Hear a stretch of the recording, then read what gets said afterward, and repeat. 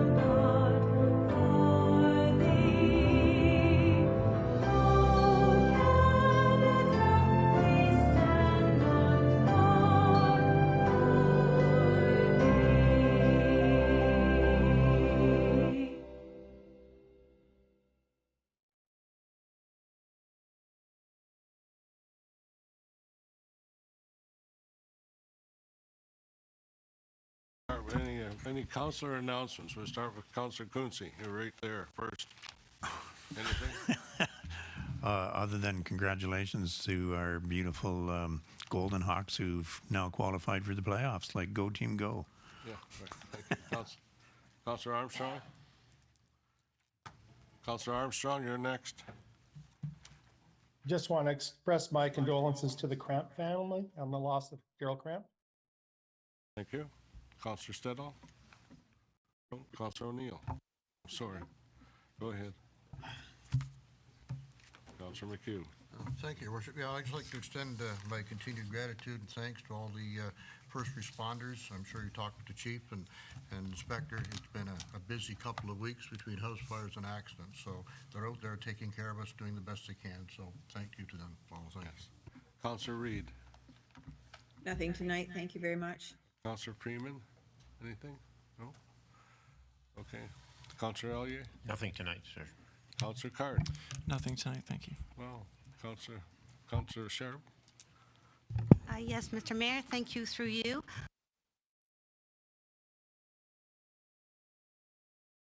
Sorry, thank you through you, Mr. Mayor. I just wanted to highlight, and was just looking up here, that Quinte West Family Fest is coming to the Battawa Community Center on Sunday, March 10th from 9 a.m. till 2 with lots of activities. So if we could put it in our calendars. Thank you.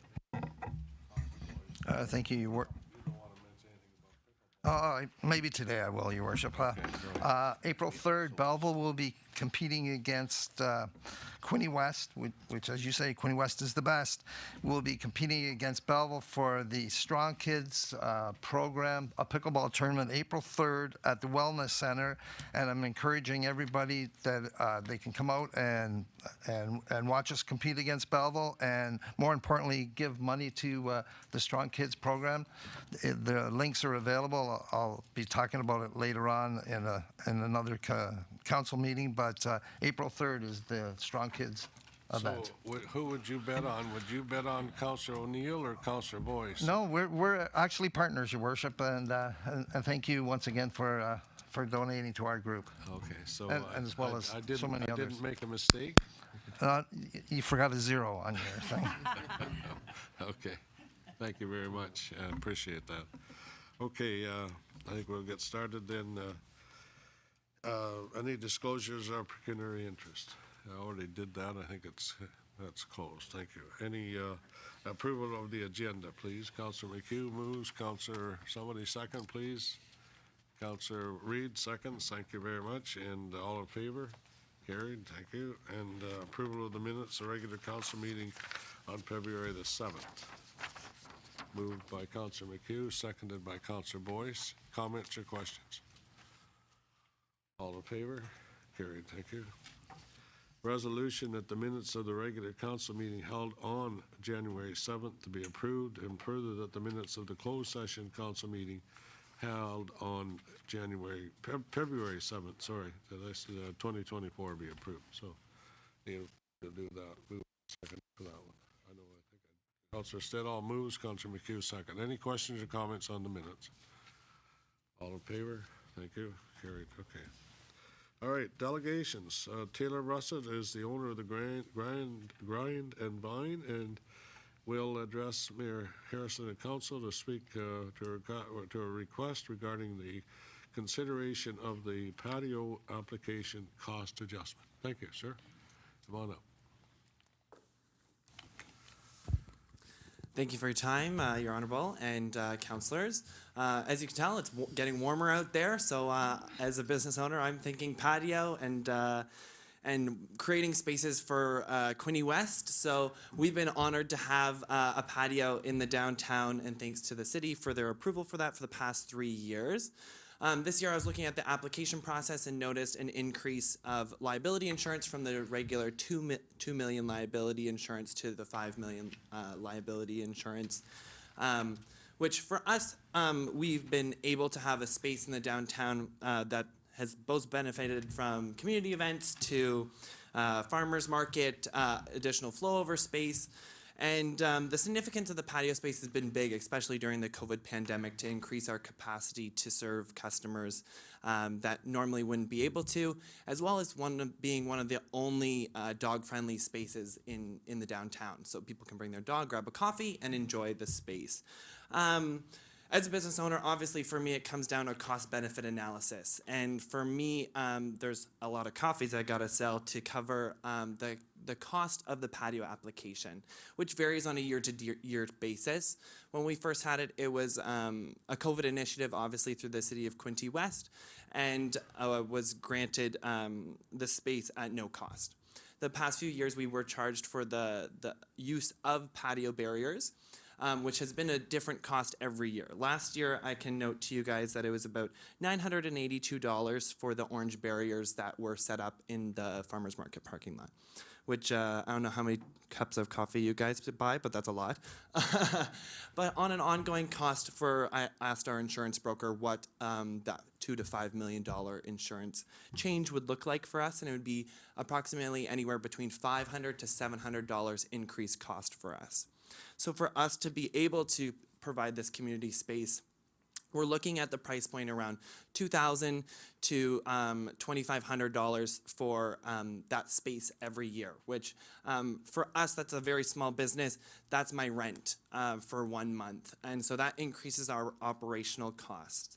I know it's a cherished space by 100% of my customers and 100% of people that enjoy the downtown in Quinte West. So my ask to council this evening is to look at the surrounding communities such as Belleville, Kingston, Prince Edward County that are offering the same service at a lower price. I've asked 2 business owners in Belleville. One was $400 and one was $700 for the same application, but far superior services. So they were provided everything from the umbrellas and patio chairs and tables.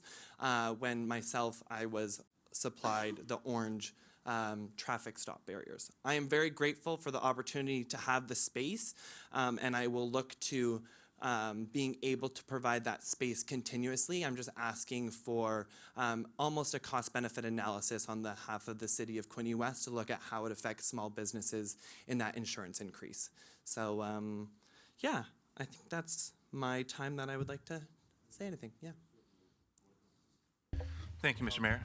Yes, and thank you, Taylor. My only comment for staff they could consider as well. Go on.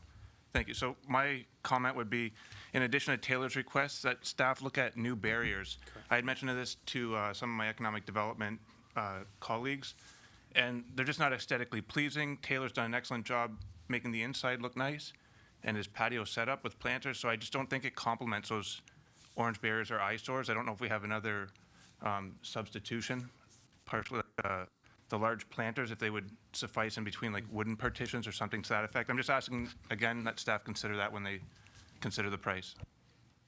And to your point as well, we spend about $800 to $900 on flowers every year to kind of hide the orange barriers if we could. So that definitely ties into that. I just think it needs to be maybe rethought instead. When I reached out about the patio to the staff at City of Quinte West, I was referred to the application document in which then the charges would be processed after the fact. It's hard for business owners to cost out their expansion plans or patio applications if they don't know the actual cost of the application itself when they're filling it out on the City of Quinte West website. Well, I guess a couple of suggestions. I know Rick Lang would likely consider some Ford vehicles as, but what about those watering troughs that we use downtown? Are they acceptable as barriers, or I don't, you know what I mean? The ones, galvanized ones that we use and put flowers and things. Your Worship, I would suggest to you that, and the rest of council, that those are probably not appropriate traffic safety barriers. Okay. We've looked at those safety precautions, because you can imagine there's a fair amount of traffic going through that farmers market parking lot. And our concern would be the safety of patrons that are sitting and protection, and adequate protection for those patrons. There's a number of different options we looked at in the past: concrete jersey barriers, these orange barriers, which are somewhat removable because they're filled with water. And as well, as you remember, when we closed a lane on Front Street, we rented barriers at a cost of about $10,000 for that summer season. They're fairly significant costs, but again, I don't think planters are really a proper safety barrier for protecting pedestrians and patrons. So, but what you're telling me is you'll work with them and try to come up with something that's reasonable and. Your Worship, I'm happy to do that with Director Grimmin, and we can sit down and talk about what can happen. I guess ultimately it's up to council whether if you want full cost recovery on installation of those barriers or not. And really, we need that direction from council. Okay, so maybe you better bring us back a report or something. It doesn't have to be too, I hope, too laborious, but something that we can look at and, yeah. Your Worship, certainly if that's a direction from council, Director Grimmin and I can work on a staff report back to council and meet with Taylor to go through that. Councillor Armstrong is on first. The object of the drill for the barriers to prevent cars from going through them, correct? That is correct. Okay, why not possibly box them in, like create a box effect over top of them? It would hide them, and then maybe they could also have plants on top of them. That'd be a fairly cheap option. Well, again, Your Worship, we can certainly discuss that. That, in my viewpoint, just off the top of my head, that's going to add more cost to the whole process. Well, so let's you'll take our suggestions and make them appealing rather than expensive. Thank you. Okay, Councillor Sharp. Thank you. Through you, Mr. Mayor. I was just going to propose a motion that we staff undertake a staff report to give consideration. This isn't working too well tonight. I'm proposing that staff undertake preparation of a report to give consideration to the delegation tonight and the fees and any other patios that may be impacted, and also consideration come back with a report with regard to the discussion tonight and Councillor Katsovis's comments. So thank you. Mr. Card. Thank you, Your Worship, and I will second that motion. And I just wanted to say that it is a unique situation, certainly, with the Grind and Vine as kind of a community hub. And I know that Taylor certainly allows people that haven't necessarily purchased anything to use his patio, it being kind of that hub in the parking lot during farmers market time and whatnot. So it's kind of an interesting intersection of, it's almost providing a community service in a sense versus just kind of a regular business. So I think we could look at the policy certainly, and I know you have special egg requirements as well, but we can certainly have staff look at it. Thank you.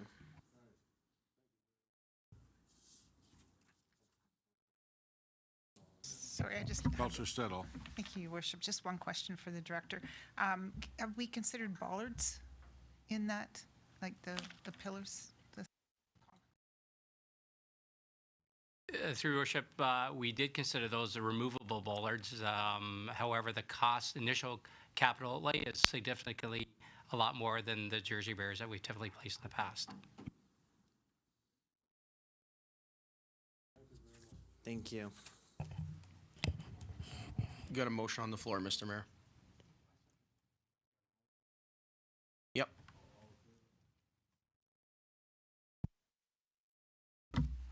Okay, next is Fred Keating. Fred Keating, come on up, Fred. Are you still living, well, I guess they want to know, still living on Keating Lane? Pardon me? Are you still living on Keating Lane? Yeah, well, working on it. Thank you. No, I live holy shit, down Bayside. Oh, okay. Yeah. Okay, go ahead. Okay.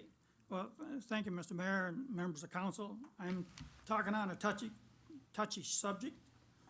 It might sound like I'm going the wrong way, but I'm relying on Article 2, freedom of conscience and religion, freedom of thought, belief, opinion, and expression. That's just in case anybody thinks I'm going the wrong way. I just like to have my say. When council painted the sidewalks, in my opinion, it created discrimination, racism, and prejudice, as well as trampling on my Christian beliefs. When council, does council believe that a Pride member, whether it be gay, lesbian, gets up in the morning, they can go out, do a full day's work, do whatever they feel like doing. It's, they can live life to the fullest. Compare that to a blind, deaf, paraplegic, autistic. Point of order. They can't. Yes, yes. Your worship. I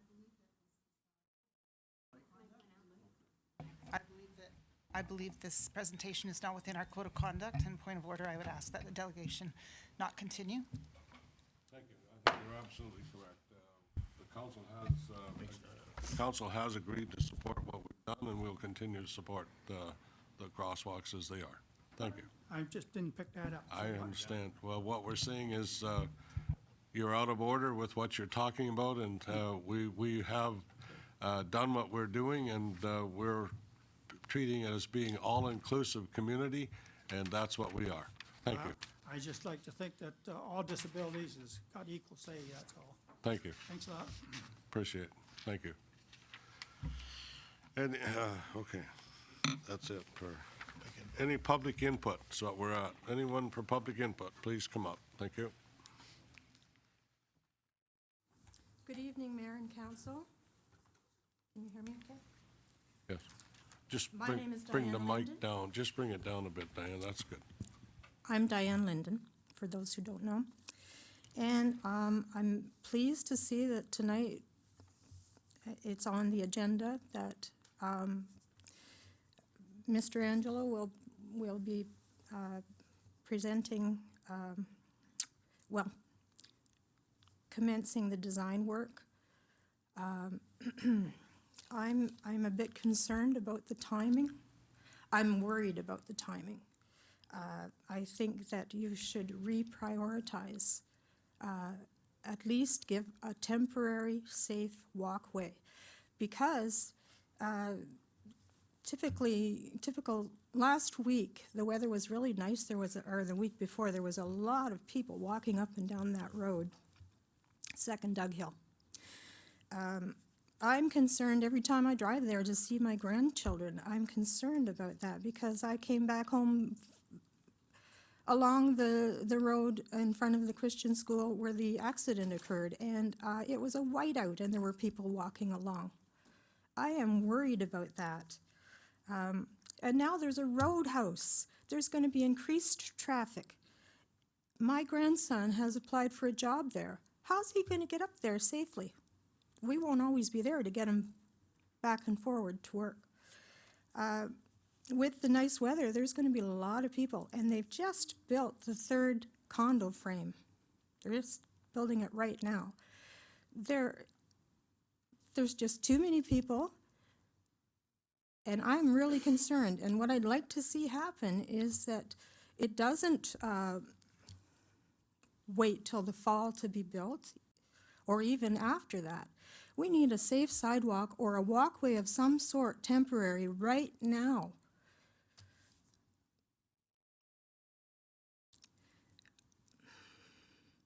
Sorry. I'm passionate about this because you all know why. I'm grateful it's being planned, but like I said, the timing. We need something now. We can't afford another death.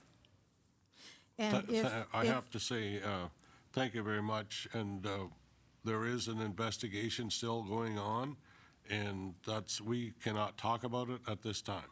We'll do what we can do, and that's where we'll have to stop.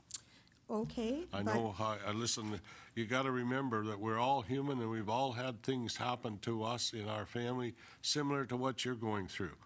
And that's not my point, Mayor. My I point know is that to isn't all your the point, but people that that's are my there point. now, living there now. My point is to you is that you're not alone. Oh, I know that I'm not alone. I've got a petition with more than 3,000 people on it. I know I'm not alone. There's an army of people that want this to be safe. If Tucker's Corners can get a pickleball court this year, I want to see a safe road. Thank you. Thank you. Anyone else for public input? Please, come up. Mayor, Council? Give us your name, please, and address. Absolutely. I'm Scott Hamilton. I live at 6 Van Alstyne Drive in Trenton. Here today to present a petition against 467 Front, 29-unit apartment building being built without knowledge or notice to the neighborhood. Tammy Warren and I have canvassed Radeski, Van Alstyne, Nicholas Fleming, Mayhew, Allure, and we've learned multiple things. The first being that nobody past the corner of Allure knew anything about this project. This includes the people on Allure. It said in the paperwork from your planning department sent me that whoever they is notified people 400 feet away from the project. This isn't true. Only people 300 feet away were notified, and the 400 feet would have included both sides of Allure being told. In Google Earth, it says from the corner of 467 Front to the corner of Allure is 300 feet. This means that even people they were supposed to notify about this project weren't told. Let's start with the traffic survey. The traffic survey was done in the pandemic, January 2021, I believe, when we were all locked down. So the traffic survey that council is hanging their hat on shouldn't even be considered as being sufficient for conducting an accurate portrayal of the actual traffic that travels along Water Street. It's ridiculous to think that a traffic survey conducted in the middle of the pandemic when we were all locked down in our houses would be considered accurate or even close to accurate, or something anyone would hang their hat on. It's ridiculous. The residents in our neighborhood call the corner of Nicholas and Water Street the corner of death, as it is impossible to get out because of the cars that are constantly at the end of the driveway of the house on the northern corner, and the sheer volume of traffic at all hours of the day is tremendous. Most people take Radeski and Water Street entrance because it's easier to see around the S-turn. Putting a 4-story building there will make both corners the same, and we will not be able to see any oncoming traffic. We need a traffic light there to begin with. Putting a 4-story high-density apartment building there will make things detrimentally worse. This is currently a crosswalk. There's currently a crosswalk there to enter the conservation area, and it's just a matter of time before someone's hit or worse, killed at that crosswalk. It's not visible enough to oncoming traffic because of the turns. The buildings, which will be 3 to 5 stories high and a total of 29 units, have 28 parking spots. This tells me that you're either going to discriminate against people with 2 cars, or that it's a low rent building or subsidized housing. This represents a huge problem for the residents of our neighborhood, as it will affect our property values for the entire neighborhood. I've spoken to several real estate agents, both in and out of the area, some in our neighborhood, and they have told me everyone in the neighborhood will lose $25,000 to $50,000 on their house, and the people closest to the complex will lose 50% or more on the values of their homes. After all, who wants to move in across from a garbage dump, right? Or a parking lot that there isn't sufficient parking. Where do you think these extra cars are going to park? Along the road, obviously. This obviously has not resonated on council because you don't have to live there or deal with it. Tammy Warren and I did the petition. Nobody past the corner of Allure, including the people on Allure, knew anything about this project. Although they objected to it and immediately signed the petition. I would submit that to you that the people canvassing this apparent 400 feet boundary did not even go the 400 feet.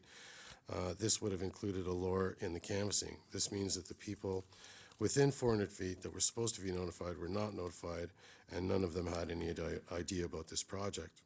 I would also like to submit that we get a water bill from the city every month. This comes like clockwork every month, and we read it and pay it. Could you not have slipped a notification into our water bills telling us that the project was being looked at? Then we could have objected to it right away. But the rest of us in the neighborhood never received such consideration. I guess it's easier to fight against 5 people than 500. I was told that there was a flyer put up on a telephone pole on the corner of Nicholas and Water Street. Nobody is going to stop their cars and look at a flyer on a telephone pole in arguably one of the busiest intersections on this side of the river. You could not see the flyer as it was not readable from the road. And for a project this size, could they have not invested $20 in a 4x4 sign to warn us of the impending building so that we could have spoken up then? Again, I guess it's easier to fight against 5 people than 500. This Sorry, seems to point of be order, the Mr. Mayor. impending. They put up 10 minutes instead of 3 for public input, so this gentleman's had 5 minutes. Okay. Yeah. What? Bring your statement to a conclusion, please. I thought I understood it was 10 minutes for a petition. Through you, Mr. Mayor, when someone is presenting a petition, they get 10 minutes. That's right. Oh, it doesn't matter, it's a petition. Where's the petition? Yeah, that's okay. Where's the petition? Petition's right here. Can you give it to the clerk, please? Certainly. Are you going to stop my time, or? Go ahead. Clerk is where?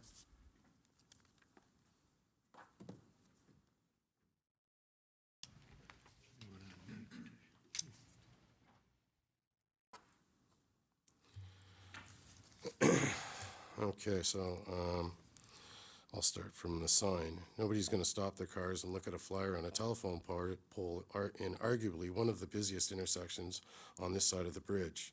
You could not see the flyer as it was not readable from the road, and for a project this size, they could have invested in a $20 4x4 sign to warn us of the impending building so that we could have spoken up then. Again, I guess it's easier to fight against 5 people than 500. Seems to be the impending logic taken from this project by council. Entrance to the parking. The entrance to the parking lot for this complex is 50 feet from the corner of death. According to the drawing I have and Google Earth, the entrance to this parking lot is 20 yards from the corner of the lot to Water Street along Nicholas. That is a mere 60 feet. That is 4 car lengths, not to mention they need to make a left-hand turn against oncoming traffic into their parking lot. It's an accident waiting to happen and a danger to all civilian foot traffic in the area, not to mention the people trying to navigate the corner of death. Home values. I've been told by several real estate agents that all of the neighbors will lose $25,000 to $50,000 on their house. I've been told that the houses are directly across from the project or the complex will lose a minimum of 50, but probably 60% in the value of their homes, basically their life savings. After all, again, well, who wants to live across from a garbage dump or a parking lot that doesn't have enough spaces? Mr. Story, that's lived there for 60 years, since the sidewalk was a railroad track. Tammy Warren, who's lived there for 40 years. Adam Burr, who has lived there for 20 years and just built a beautiful new home beside the one he used to live in. That is a combined 110 years in just 3 houses. So because council thinks it's a good idea, they are supposed to forfeit their life savings because we need a place to house these people that are the people that we should have had housing solution to a long time before. So what you're saying really is because the politicians made mistakes, these people have to pay with their life savings and just take one for the team. Is that what you're telling these people? And what about the rest of us poor souls who have to look at this complex instead of a nice park that used to be a part of conservation? The one that complements our neighborhood with a park and not a high-density apartment building. There are 29 units and 28 parking spots. Where do you think these cars are going to park? All over the streets, of course. And what if all of them have one guest over? That's 29 extra cars in an already high traffic area, as there are only 3 real exits from the neighborhood, which are all 200 feet from one another. And this complex would be dominating all 3 of them. The project may seem good to council and good to the contractor who will build the building and then sell it to someone in Toronto. Then the building will fall apart and the residents of our neighborhood will be stuck with lower property values dealing with this eyesore, and all because council likes it. What benefits were given by council to the building for putting up these buildings? Example, tax breaks, kickbacks, future promises, or any promises at all? Could you please get that to me within 7 days? My email address is right on there. The people in the neighborhood would like to know. There are no benefits to the people in the area, such as making a ballpark in our park, or even properly notifying us of the project happening, or if they had some contribution to our already crime-free single-family home neighborhood, then adding their 29-unit high-density apartment complex to. No guarantee of the building, no guarantee that we wouldn't lose money on the value of our homes, just a 400-foot notification area that they shortened to 300 feet. So the total amount of houses that they notified was around 10 or 15. Last time I checked, there are over 300 homes in this area that will drive by this complex 2 times a day at least, and judging by this petition, they all want to put a stop to this process so that some intelligent questions can be raised and any problems can be fixed, like the ones I presented in this petition. I always thought the politicians are the shepherds of the flocks and represent the majority interests of the people. In this case, it doesn't seem to be true. More than once in different situations I've referred to, I guess it's easier to fight against 5 people than 500. This seems to be the impending logic applied to this project by council. Notify as few people as possible, so the least amount of resistance to it as possible, then ask for forgiveness later when the neighborhood has to deal with it. You can reason one of them off as coincidence, but when it happens twice, it's more likely it's not coincidence at all. The 300 plus homes that I represent, with 2 to 4 voting constituents in them, that is 1,000 people, or 1/16 of the population of Trenton, the city of Trenton, and our neighborhood, is telling you guys, council, that we do not want complexes going up on that land, as nobody was properly notified according to your own planning department with the 400 feet notification, and the rest of the 300 homes in the I'm gonna make had a no point proper of notification I'm gonna make of a this point project of at order here. I think 467 Mr. Front Street Hamilton has had was his even 10 given out. minutes. There's been a lot of misinformation. I'm gonna call on the director. Oh, I don't think there's been any misinformation at all. It's just. Sir, that none of us here have hidden anything. We have a process that we follow, and we followed that process. Oh, that really? land was So 400 advertised for feet is a sale. process? It was advertised for sale clearly. So 400 feet is a process? That's in your bylaws, that you notify people only 400 feet away from the project? When Just there's only hold on. 3 entrances to the project, I know to what our you're- neighborhood, yeah. and all 3 of them are gonna be eyesored by this complex. It's not a complex. Sorry you feel that way. Director It's 29 Jardine, you want units. to... It's a They're stacked complex. townhouses to be Yeah. sold. It's on apartment for rental. Director Jordan. Sure.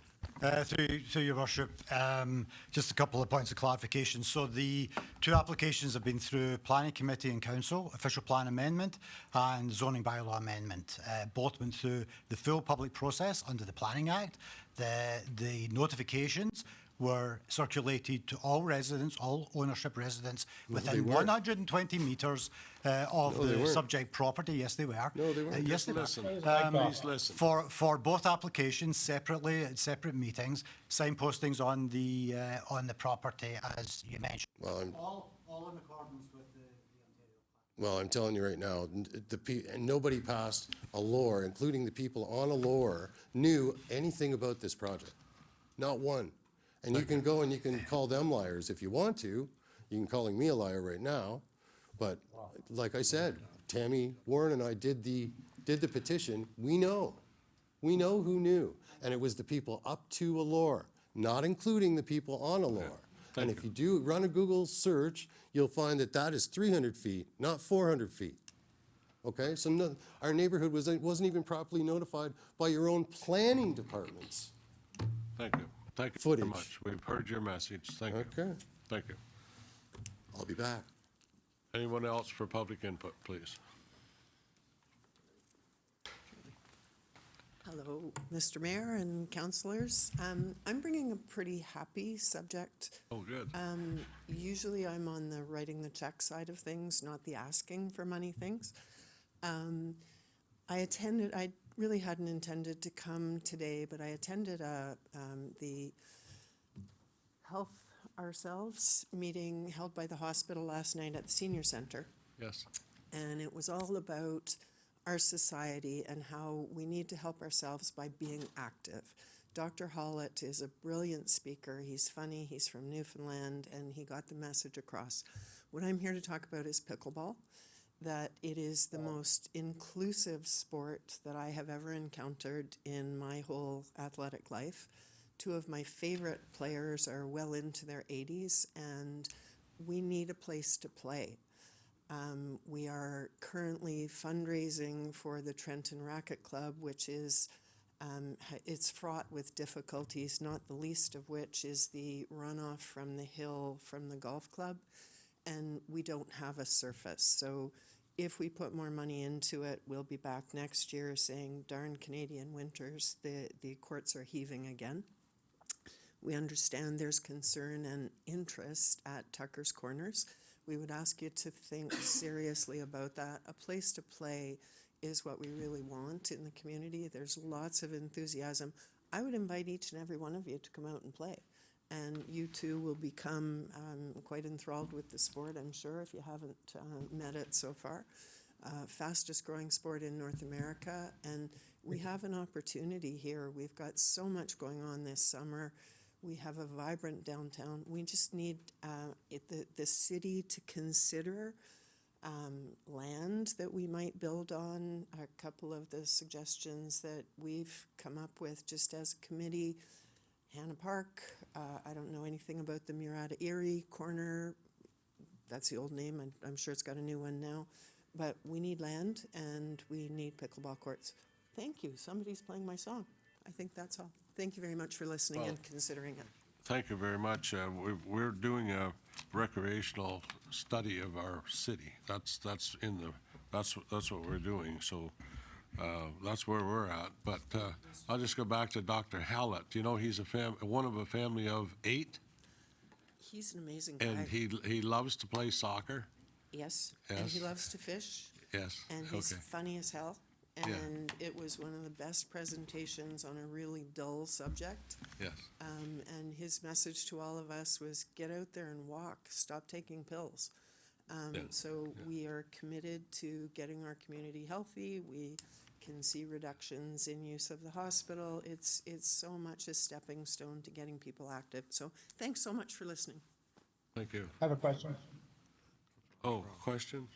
Councillor Armstrong, question? I'd just like to remind Julia that there is a pickleball court situation at Hannah Park already with lineage there with the tennis courts. Okay? Thank you. I'm not sure. Clear the message. That's true. Okay. Are you? Awesome. Thank you. Okay. Thank you. 80-year-old she was afraid to. Pardon? She mentioned there were 2 in their 80s playing pickleball. There's the 2 on council on that. Oh, yeah, right, yeah. I never thought of that. Was that the 2 on council are 80, or is that total age? No, I don't know. You have to ask them. That's personal information. Thank you, Your Worship and Council, for the opportunity to speak today. It's Ken Schmidt. I'm a resident, 109 Wedgwood Lane. As a resident of Quinte West, I want to thank you for representing us well over the past years and for your work in fostering a healthy community throughout all the regions of Quinte West.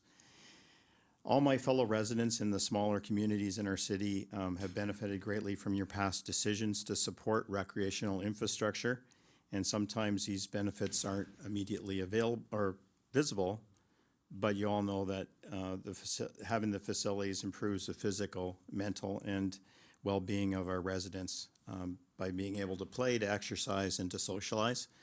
So again, I'm with all of that in mind, I'm supporting what my predecessor just said, that I'm here today to ask the council to consider creation of development of pickleball courts in Quinte West. Currently, to my knowledge, there are no public facilities available for playing the sport anywhere in Quinte West. I know that you said Hannah Park, but I believe there's not the correct nets or facility there. So we'd be one of the few communities of our size to not have a facility for the public. As the fastest growing sport in North America, it's enjoyed by a lot of people for fun, exercise, social interaction.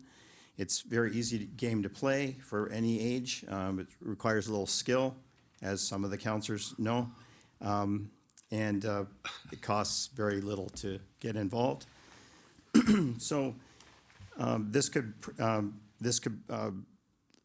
really be something that the city would need.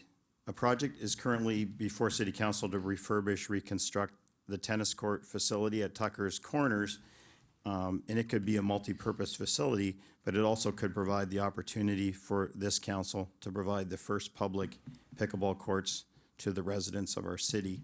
So I encourage you to take the leap, make the facility available for 4 courts of pickleball, and encourage the council to consider other locations throughout the city where courts could be created and made available for play by the residents of Quinte West. So we wouldn't have to go to Brighton, or wouldn't have to go to Belleville, or go to Cobourg. Thank you. Thank you. Yes? Councillor Armstrong, question. Through you, sir. Director Grimman could probably expand upon the master plan that's in place right now that's going to address all of these different needs, such as pickleball, basketball, splash pads, cricket, beach volleyball, et cetera, et cetera, et cetera. So I know pickleball is one of the activities that you're looking at, but we're also looking at a variety to cater to all the needs. I don't know whether you, Director Grimman, are you willing, able, and so on to comment at this time? Yes, absolutely. Thank you, through you, Mr. Mayor, to Councillor Armstrong's comment. Yes, we are undertaking a Parks and Recreation Master Plan that will take the majority, if not all, of this year to complete. As part of that project, we will be looking at the full current inventory of city facilities, parklands, and recreational services and amenities around the community, but also what opportunities there are for future investments in those various spaces. When we undertook the previous Parks Master Plan and other master plans, such as the Centennial Park Master Plan, pickleball wasn't even on the radar at that point. Now we hear about it daily in some cases. So certainly, you know, we want to get a master plan in place for the city that looks at us being able to plan and invest over probably a 15-year period and look at what's needed in what areas of the city.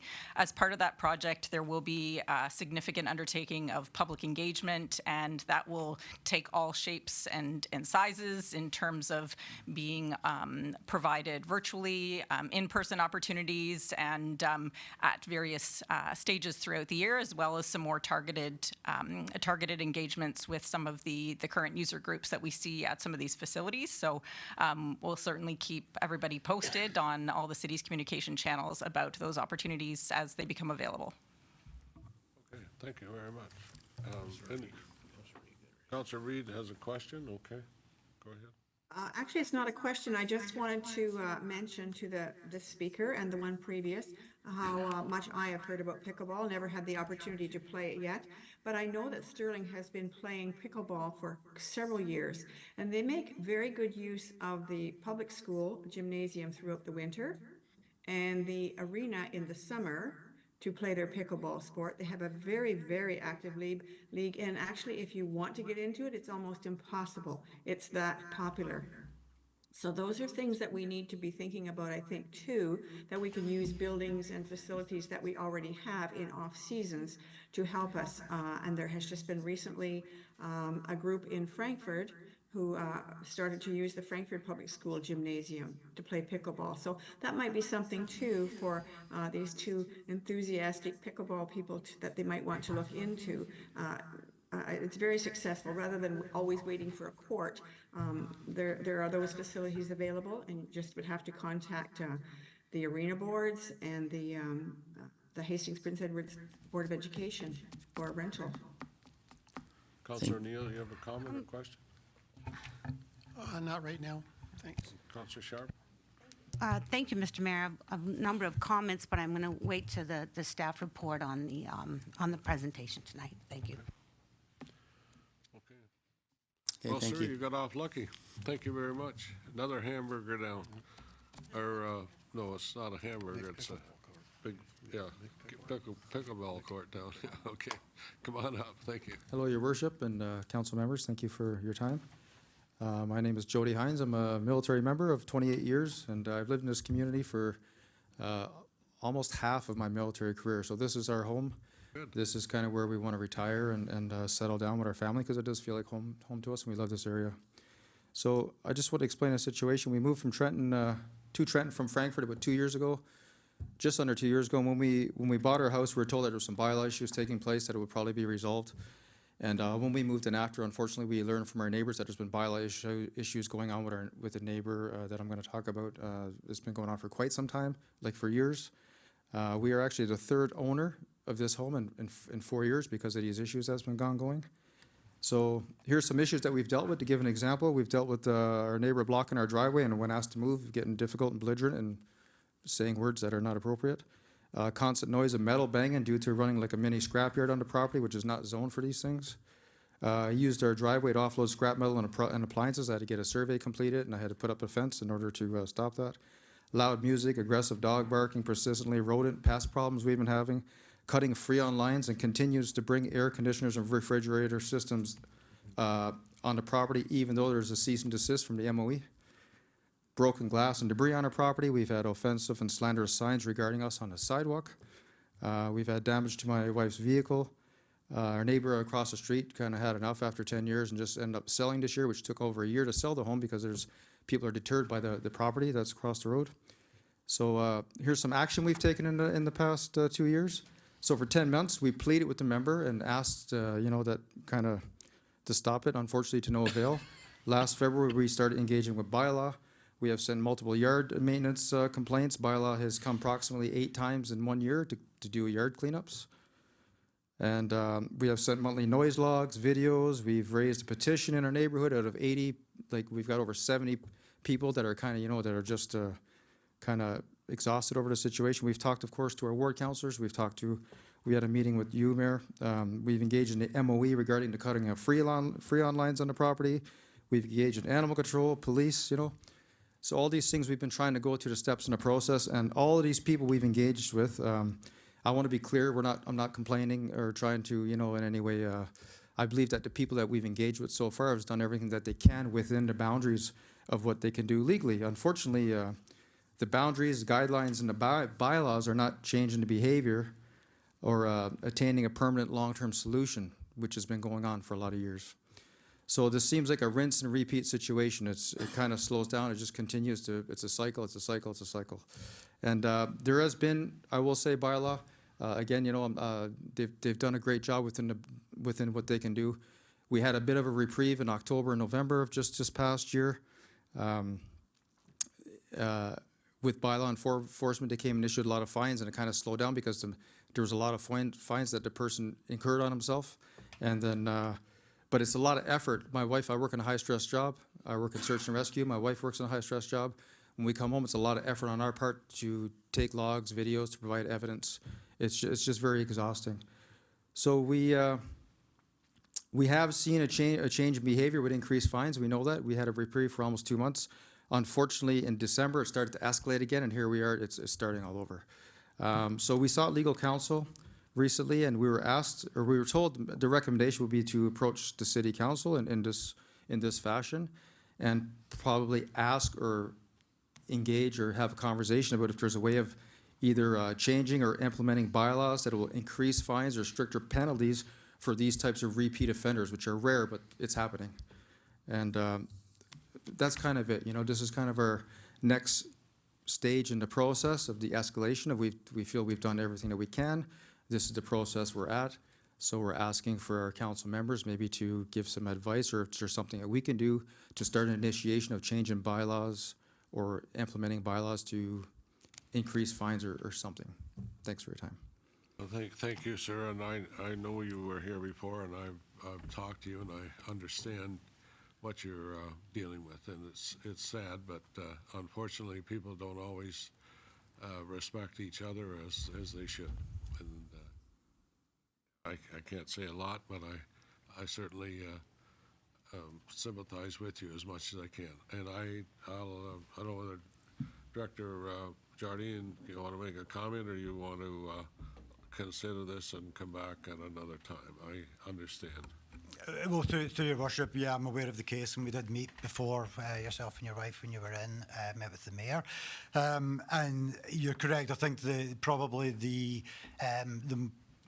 most significant part of what you said there is the repeat offence piece to it. I think our experience in general with bylaw enforcement is that situations don't necessarily get to that level because the action that the city can take, either through fines or through court, is enough of a deterrent to change behaviour, and then you can move forward. That doesn't seem to be the case here, and certainly that's where the bylaws don't provide any opportunity or any path for us to necessarily escalate beyond that. So that's really my only comment. I mean, certainly it would take any direction from council. If council wanted us to take a look at what the city could do under repeat offence type situations through a motion of council, we could certainly do some research on that and bring that back to council.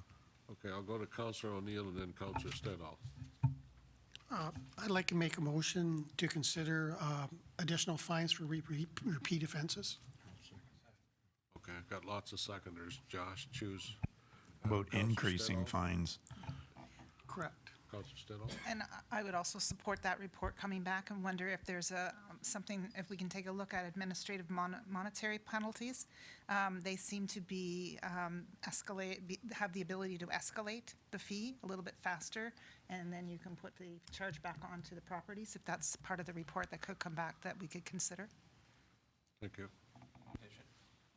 Councillor Kontsobis. In addition, it's not just two next-door neighbors that aren't seeing eye to eye.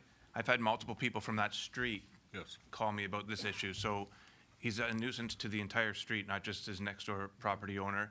The police have been called, like the individual mentioned, he's committing environmental offenses. One avenue, I don't know if we've pursued, but I know it was mentioned that if it becomes a fire hazard, the fire department could also get involved. So he's had all emergency services kind of come to this individual's house, and there's no resolution. So I would support any kind of motion that would hopefully make this individual comply to the bylaws. Thank you. Anyone else? No? Okay, I guess, are you clear, Director Jardine, on what we're asking? Okay, all in favor? Carried, thank you. Okay, thank you very much. And I appreciate the work you do. We really do. And I know you're good at it. I know you are. I know you're good at it. Thank you. Come on up, public input, please. Hi there, my name is Robert Warm, 173 Shooter Street. I just want to provide a bit of comment on the petition presented by Mr. Hamilton. Right. He said that the people in the neighborhood didn't know about the development. The reason that I've been coming here quite a bit for the last year is to support housing in Quinte West. I don't live in the neighborhood. I have no vested interest in this development, but I knew about it. I attended the Committee of Adjustment meeting to support that development. I attended the Planning Committee meeting to support that. There were discussions around traffic in that area that carried forward to the Active Transportation Committee. So there have been plenty of times when this development has come up. I also know that Mr. Hamilton presented to this council as a delegation to support housing that was affordable or for people who are currently homeless. And in his presentation today, he identified affordable housing as a negative for his own neighborhood. I am quite proud to say that I have also come to committee meetings to support housing in my own neighborhood, across the street from me in my own neighborhood. And I've had the pleasure of talking to many of my neighbors and people in this community that also support housing. There are issues that were brought up around parking. I know that the developer has provided more parking than is required by the provincial legislation on this. And there is a transition period. We're going to go through a period where we have developments with less parking, and the goal of that is that we have a transportation network and we want it to be sustainable. And that means that we need some people to walk to be able to cycle. And that doesn't mean that we're targeting people who are in cars. It just means that we're making room for everybody. So there's a transition period. And this outdated notion that this type of housing is bad for neighborhoods and bad for the value of your home, it is an outdated notion. Mixed housing neighborhoods are valuable. They're valuable across North America, and it's what people want, and it's what we need. And I'm just surprised that someone who has presented to this council as an advocate for housing would choose to speak about affordable housing in that way. And finally, just briefly, I just want to thank you. The reason that I came here today was because I saw painted sidewalks, painted crosswalks on the agenda, and I came here to be a voice of support for inclusion. And I don't need to take that much time to say this because this council and you, Mayor, made it clear that that support is already there. And I'm quite proud to say that I live in Quinte West and this is an inclusive community. Thank you, sir. Thank you. We are too.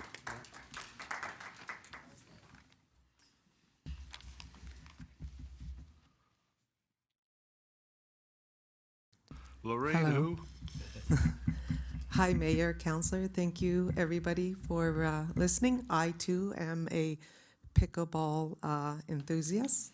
And just to mirror the comments of Julie and Ken, not only, I think, is it something that it's bringing inclusion, connection, it's helping with our mental health, our physical health, and as well as collaborating and coming up with lots of ideas of things to help our community.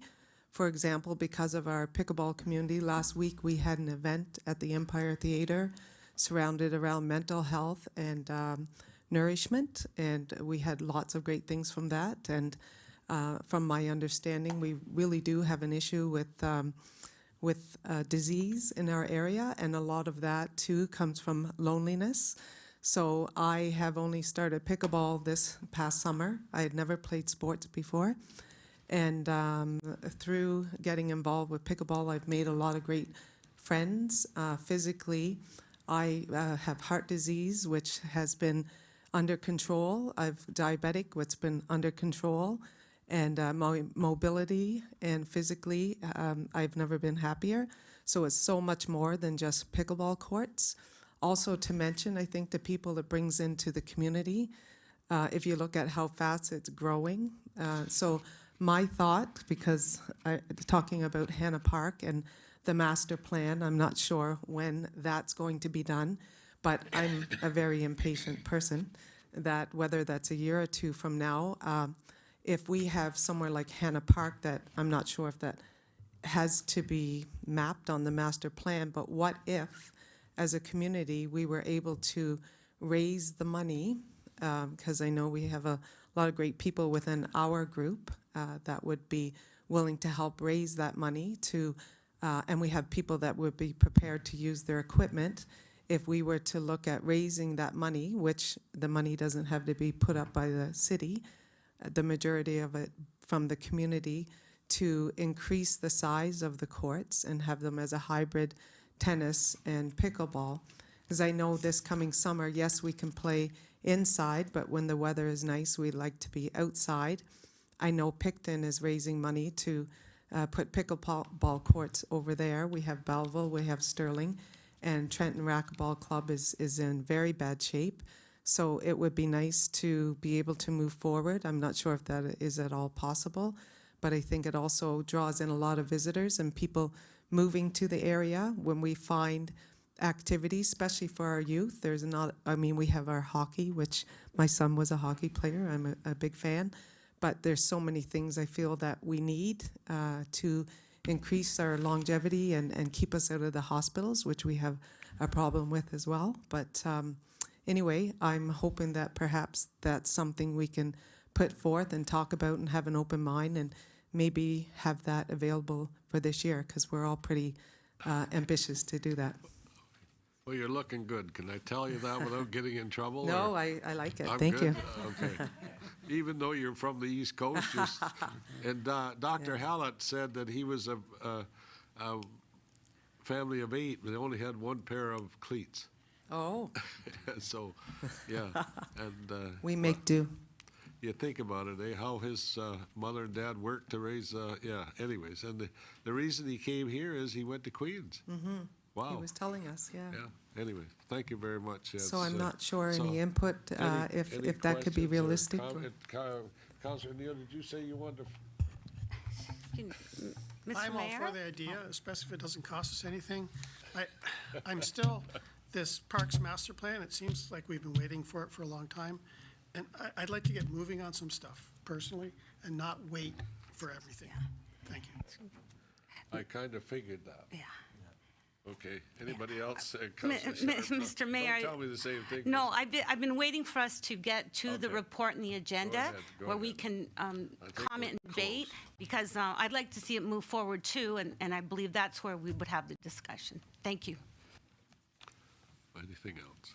So you think based on us, our ability to help raise money, perhaps that can change the opinion? And I don't see how it can hurt anything. No, it And can't. there's nobody really using that space now. I often walk there in Hannah Park, and those courts are never in use. They're not in good shape. But I think it can be a wonderful thing that if we're willing to raise money, it doesn't hurt, right? No, I think it's great. And these two guys here, the one older one over there and the younger one here, suck money out of me every other week, and it's always pickleball. It's always something, But anyways, I'll get it back someday. Oh, there you go. Okay. I know it's a good cause, and we appreciate the fact that you're using it and wanting to use it. That's, yeah, okay. There's just so Thank many you. things, isn't there? There's so many things. Anyways, we'll do our best. Anyone else for public input? Thank you. Anyone else? Come on up, please. Thank you. Good evening, Mayor and all the councillors. My name is Jamie Pitzakerley, and I'm here today to speak about a safety for children at a crosswalk. This crosswalk is located at King Street near the sports field of Trenton High School. On February 9th, 2024, my nephew was struck by a car at this crosswalk, ended up with broken bones. He pushed the button to activate the lights to cross. Another car stopped for him, so he proceeded to cross. A car did not see him or the lights flashing or the sounds of all of it, and struck him down to the ground and ran him over. Grade 7s and 8s were added to the school not long ago, which now means children young as 11 years old attend. Because of bus shortages, many have to walk like my nephew. Trenton High Facebook page states there is about 700 students that attend. Imagine how busy it gets at the end of the school day. There are buses, students, parents picking up their children, and students who drive. Many leaving right near the crosswalk. Anyone would be distracted with all that going on. I know this was an accident with my nephew, but at that time of the day, a car didn't cross. I'm sorry. The car did cross into the crosswalk and hit a child and ran him over. As a family, we feel that a crossing guard should be placed at this crosswalk. That would give a second set of eyes for students who cross and a second set for visuals for drivers, preventing children from darting out on the street, making sure all cars stop, and even teaching children how to cross correctly. On February 10th, my husband and I started a petition online in search of supporters of the request to today. So far, 520 people have shared their support. Bus drivers, students, parents have seen close calls at this crosswalk. A student shared that they have had to run out and put their hands up to stop other vehicles. A bus driver shared they've seen cars go through the crosswalk while kids are in the middle of the crosswalk. Too close, this is either a bad spot for a crosswalk or needs added safety measures, such as a crossing guard, even better lighting system. My husband sent an email to the mayor and all city council and asked me to please read it. Thank you for listening to me today. I appreciate the open door that has been given to me to share our family's traumatic experience and our concerns of this crosswalk. Thank you. Yes, I have a copy of your petition. Yes. Okay. Thank you very much. Appreciate that.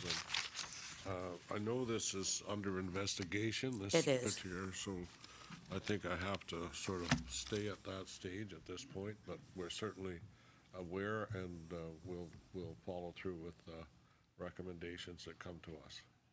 That's what we'll do. So, I appreciate that. I really do. yeah, I mean, we don't like it any better than you, and it's unfortunate. Everybody's in a hurry or watching something. I shouldn't say. And that was the point. Like, it's the time of the day. It's a school zone all the way around, from Dundas West to King Street. I get it. The buses block a huge part of that when you come around King. But in saying that, you would think of common sense. You would be slower around them areas. It's a school zone. One driver had stopped that was coming down King. Now, why that other driver did not see the other driver stop, lights going, is beyond me. You know, people, I don't know. It should have never happened, and I'm just here because I just don't want another mother or a grandmother or an aunt or an uncle. I'm the aunt. That's my sister. She wasn't able to stand up here to do it today, but it was her son. I just don't want to see this happen again, especially in Trenton. Like, I've lived here my whole life. Like, I remember riding my bike everywhere in this town and never, you know, but life is different. Trenton's growing. Lots of people, like she was saying earlier, you know, the town's growing. I just think safety measures have to come out a little more. And because Trent High goes to 7 to 8 now, my children started at 11. I live at 60 Heber Street. I don't know if you're familiar where that is, but my daughters had to walk that distance to Trent High. I was fearful. I had to fight for them to get on a bus. Now, gratefully, they're on a bus because I don't want my daughter, I don't want that me up there dealing with that. Yeah, so thank you. I probably took too much time up, so I appreciate all your time. Thank you. Thank you very much. Director Grimman, any comment at this time, or? No, okay. Everybody's good? Thank you. Thank you very much. Anyone else for public input? Anyone else? Okay, we'll continue on, and committee reports, staff reports, and approval of accounts. So right off the bat, Director Denowden, anything that you want to speak to, or we just receive everything as? No, I think you can receive as information. I'm here for questions. Okay, receive for information. Director, sorry, Councillor Stedall, seconded by Councillor O'Neill. Questions or comments? Go on. Who's first? Councillor O'Neill. Thank you, Mr. Mayor. Through you to Director Denowden. I'm quite happy to see the investment results turn positive. I'm still concerned, and also the reports have been improved to show consolidated returns and everything else, which is great. I also thank One Investment for coming down to present. I still have a problem that they're not telling us what our costs are for this. We're invested 32 to 35 million.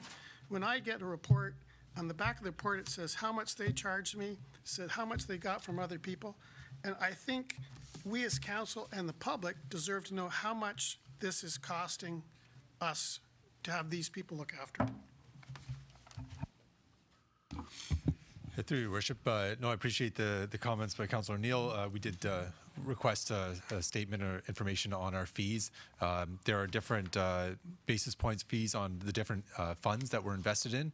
Right now, we're averaging 0.51% on our investments as an investment fee. It comes to about $170,000 this year. The fees that we pay, all the municipalities that part of this board pay, and as the fund grows, I think the idea is that we can kind of economies of scale, make sure this is affordable. It's not a for-profit board. It is here to make the best investment decisions for our pooled funds. The funds right now are over $500 million. There's should be a report coming in the next month where there may be another municipality joining to again boost the pool. And so as this organization, as you know, is still quite new, we'll continue to push for more transparency on the fees. And they're continuing to work for our money and get the best return on investment. But I'll relay Mr. O'Neill's, Councillor O'Neill's concerns, and we'll see if we can get better reporting.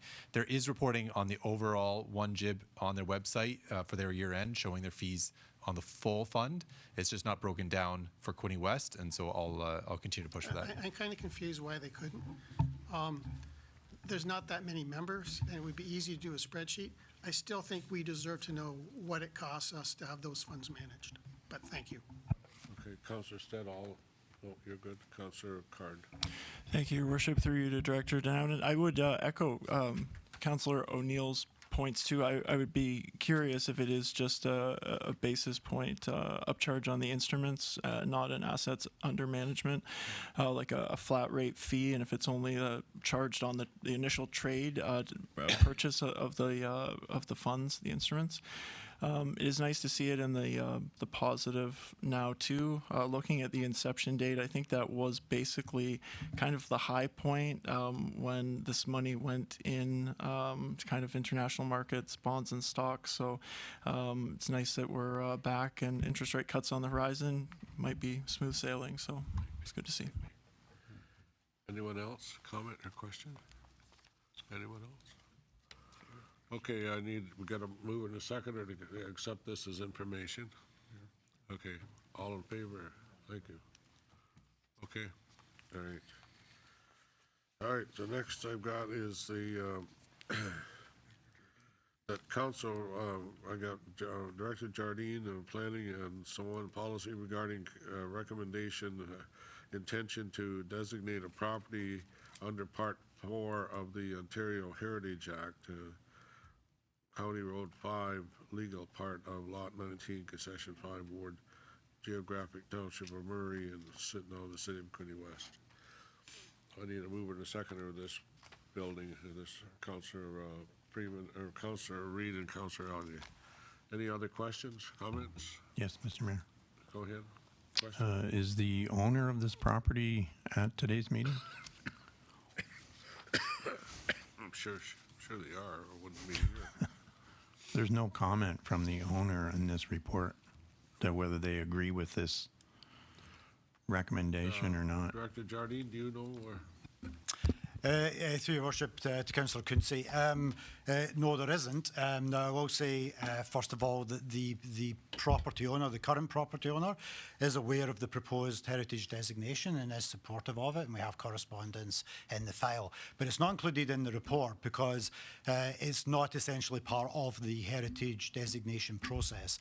The process to designate a heritage building is an independent decision made by, under authority of the Heritage Act, made by the municipality. It doesn't necessarily reach out to, at least at this stage in the process, it doesn't reach out to and include the comments or opinion from the property owner.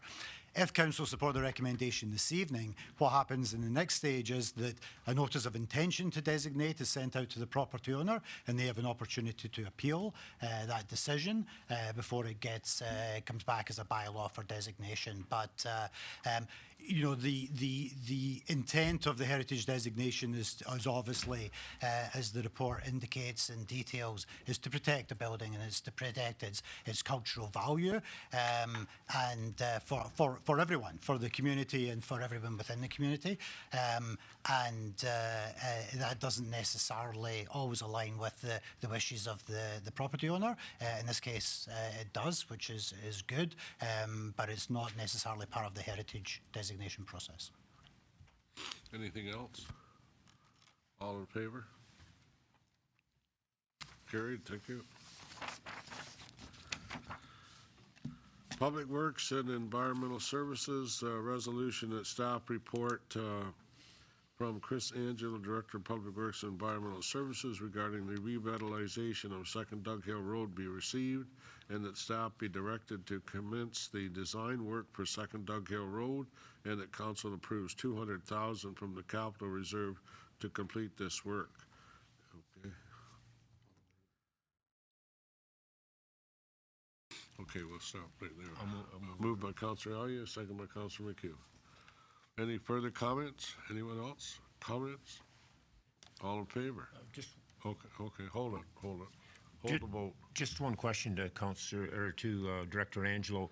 That proposed sewer line that has to come in from the south end and up the hill, would that be incorporated in this? I didn't see it was mentioned too much, other than there was some servicing. I just wondered if you could clarify that.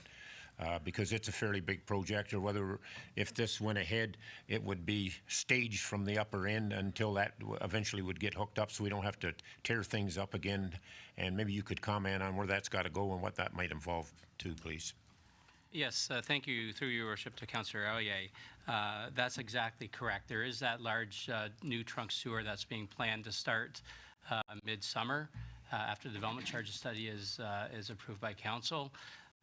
That will be extended from all the way from Fraser Park Drive by our marina operation all the way out to Wooler Road itself. So it's going to come up Second Dug Hill Road, all the way from Dead Creek, all the way up to the top of the hill, all the way up to Trenton Christian Church, and then cut across to Hillside Meadows. So we envision, or staff envision, that the reconstruction, including sidewalks and an active transportation path, would happen probably in phases, with phase one being probably from Highway 2 southerly to somewhere around Trenton Christian School, and then the balance being phase two after that trunk sewer line is constructed, southerly to the top of the escarpment by the new Stakos development that will have access out to Second Dug Hill Road itself. Okay. Anyone else? Any other questions? Everybody's clear? All in favor? Carried, thank you. Okay, and the next one is that Director of Public Works, Environmental Services, regarding Tucker's Corners proposed multi-surface tennis, basketball, pickle court.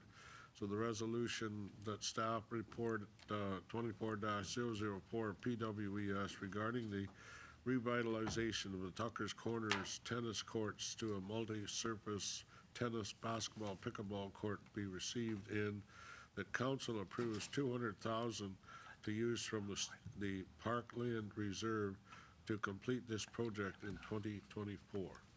Mover and a seconder, Councillor Sharp and Councillor, what's your name? Pickleball voice or voice pickleball? Multi-purpose. Multi-purpose, okay, thank you. Councillor Sharp, Councillor Voice, move and second. Comments or questions? Anyone? Comments or questions? Councillor Reid. Thank you very much. First of all, I want to say how I am very much in favor of this project. I think it's pickleball is the magic word, but I think it's just lovely. The courts in Tucker's Corners have been lacking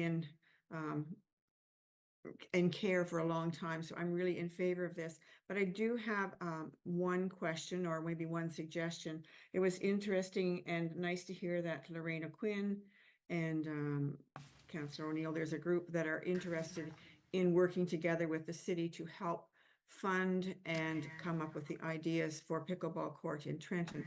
Would there be a group in Sydney Township that would be willing to do sort of the same thing, willing to meet with the Sydney councillors to come up with a plan maybe, and perhaps do a bit of the fundraising to help with the expense of the of the development.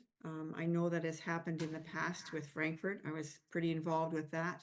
And I know when we did our buildings of things, splash park, skate park, library in Frankfurt, it was very nice for the community, Ward 4, to be involved in that and to work with the city who were most supportive with our project. So I just wondered if there was a group that had expressed interest in working towards this project in Sydney Township.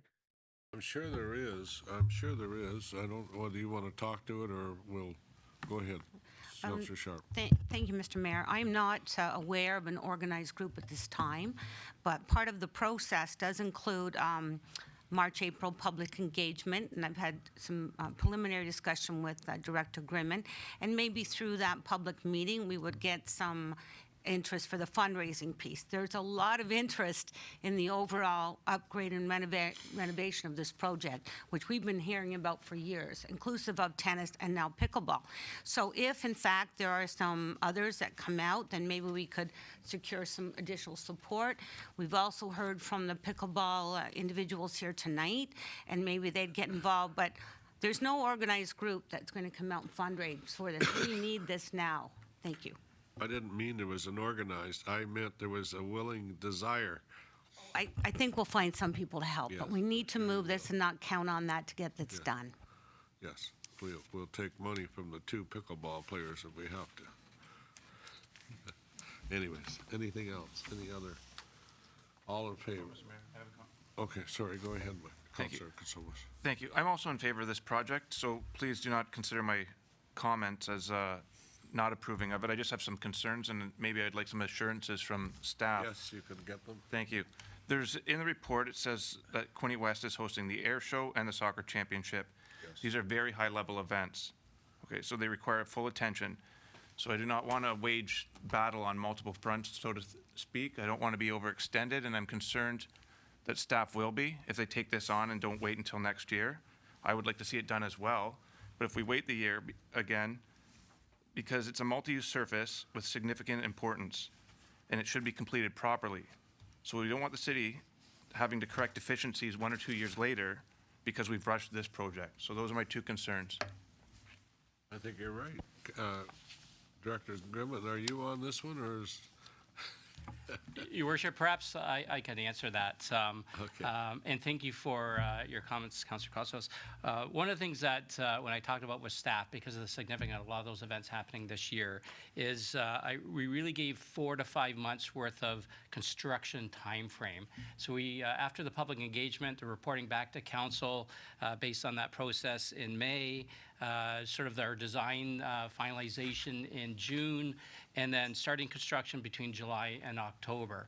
So we're hoping that that process goes really well and very smoothly, and we believe that we can complete this amount of work, depending on what we're seeing or what we're hearing through the public engagement process in building this multi-service court. If it's just, for instance, pickleball and tennis, then that's a lot easier than building a multi-service with 5 different venues than 2 venues. So that we'll find that out through the public engagement process. One of the things I do want to clarify just with council, so we're all clear and we're all on the same page. There is pickleball courts at Hannah Park in Trenton.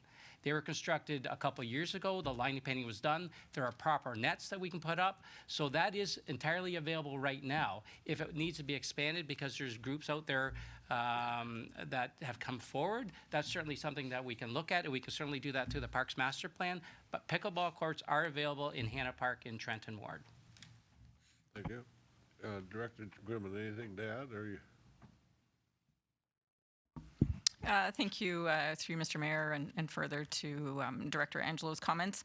I know I've spoken with 1 or 2 members of council with regards to this report and the element of public engagement that would be involved. As you see in the report, we have kind of roughed out a time frame for that to take place. Obviously, there's different levels of engagement that our staff can undertake for different size projects. In this case, given the timing if this is to move forward. We would suggest a more minimal level of engagement, just given the resourcing and the availability and certainly the timing. But we would be able to conduct at least a minimum level of public engagement to gauge the feedback and understand what the needs are of the community for that space. Thank you. Okay. All right, so we need a motion or need to vote on that one? I guess we do, right? Okay. All in favor? We got 100% here now. You good? Did I get a mover and a seconder? Okay, gee, we're good. Holy smokes. All right. Tucker's Corners. And what else we got at Tucker's Corners? What else do we have at Tucker's Corners? Oh, no, we got a truck with a band in the back of it. And I've been in there a few times. They're doing well. Well, that's not on city property. Mr. Mayor, when are they That's not paying on you? city I'm sorry, you're right. Not on city property. You're right. Sorry about that. I got a little carried away there. But I have been in there, and they've got a good crowd. The food's good, so yeah. All right. Any decision items here? I guess resolution, current provincial municipal fiscal arrangements and so on. What we're saying in that is that we need more money, we need another way of getting it, and we need to let the province know that, right? Yeah. Which we've done, but we'll do it again. Moving to seconder on that one. Moving, Councillor McHugh is going to move it, Councillor Card is going to second it, and we'll get CEO Clazy to follow up and do what has to be done there, but we want them to know that we can't do what we're expected to do on just the tax dollar. We got to have some more support. Thank you. All in favor? Thank you.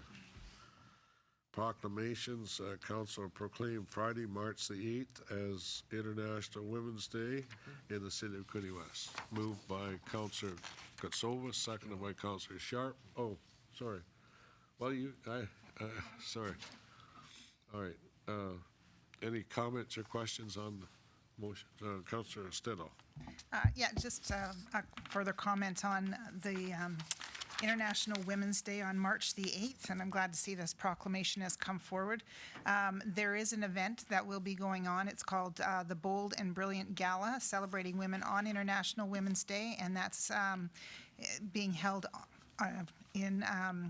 by the Business Professional Women's Club of Hastings and Prince Edward. And there's tickets available if anybody is interested in that, but I wanted to bring that to the attention. So there are some events that are going to be going on on March 8th to celebrate International Women's Day. Just wanted to highlight that if we pass the proclamation. Okay, thank you. Thank you very much. All in favor? Thank you. Resolution that Council proclaims Sunday, March the 10th to Tuesday, April 9th as Ramadian in the city of Quinte West, and further that the city of Quinte West sign and Veteran Skyway Bridge be illuminated in the color purple from Sunday, March 10th to Tuesday, April 9th, pending on scheduling conflicts. Proclamation, okay.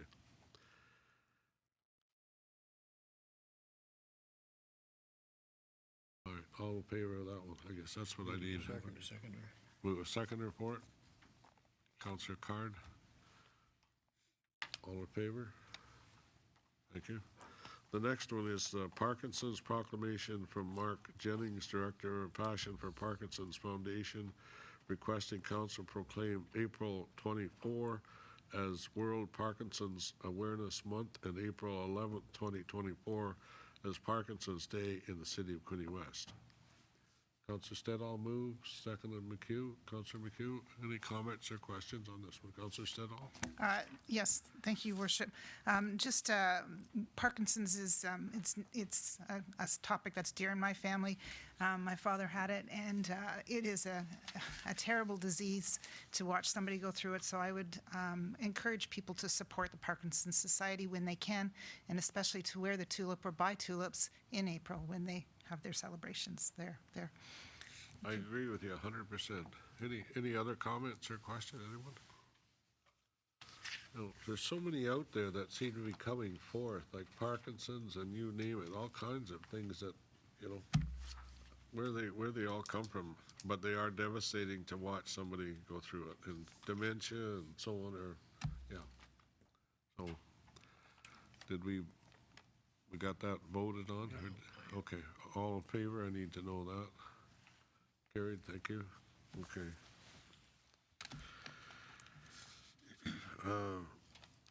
Next one is Lee Simpson. This is Consumer Support Specialist, Canadian Helen Keller Center, National Deaf Blind Awareness Committee, requesting council proclaim June 1st, June 30th as National Deaf Blind Awareness Month in the city of Quinte West, June the 1st to June the 30th. Mover and a seconder for this one, please. Councillor Sharp, Councillor Elliott. Comments or questions? All in favor? Thank you. Just before I leave, March the 10th is a day that I'm told there's something happening in our city, and I can tell you more, but not while we're on camera. Okay? That's all. But just remind me to make sure I do that before we leave. And it's a big it's a big deal, big deal. I've said more than I'm supposed to say. Gee. Okay. Oh dear. Or any correspondence? I guess that's it. Anything on any questions or comments on correspondence? Anyone? Mr. Mayor. Mr. Mayor. Anything? Yes. Councillor Quinte, go ahead. For the past 6 or 7 months on our items of correspondence and going through the minutes of the Lower Trent Conservation Authority, there's been some challenges with Lower Trent Conservation Authority and all conservation authorities, and I just wanted to comment, and I'm sure all my fellow councillors are aware, but maybe not all of the citizens are, that the province of Ontario is slowly strangling conservation authorities by restricting funding coming from the province and passing new rules fast and furious, freezing their fees for service, making them do all kinds of work to comply. And Lower Trent Conservation Authority is definitely struggling with all of these things. And I just wanted to make a comment to that. And if anyone's listening and they are a supporter of conservation authorities, they can certainly reach out to their local conservation authority and certainly make a donation. And they can also question their MPPs directly in regards to that MPP's position in regards to conservation authorities going forward. And that's all I wanted to say. Thanks. Thank you. You're right. Thank you very much. Anything else?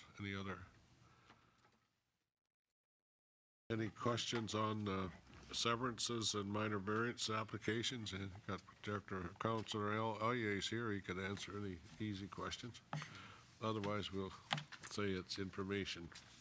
All I can say, Mr. Mayor, is those ones that you see now will be dealt with in March meeting. Okay, thank you. The previous minutes were the ones we dealt with last month. Okay, good. Can I get a mover and seconder, Mr. Mayor? I will move it. Moving and seconder, yep. We got two right here. Okay. All in favor? Thank you. All right, any notices of motion? Yeah, we gotta go into closed. Okay. All right, we're going into closed, and I'll tell you when we're in closed, okay? That's when on March the 10th. All right. Going into closed. Need a motion to go into closed. That's what I need. Councillor Card, Councillor. Sorry, is this, Mr. Mayor, just so I'm clear, is the motion to go into closed for Personnel Committee? Yes. We need to finish this meeting. We need to finish the council meeting first and then start again as personnel. So we just need to go through past the confirmation bylaw and adjourn. Councillor Elliott and McHugh, they confirmed, and they'll take adjournment too. That's what you need. Okay? 5 minute break. Okay, 5 minutes. That's okay. 5 minutes. Sure, what do you need? Are we all?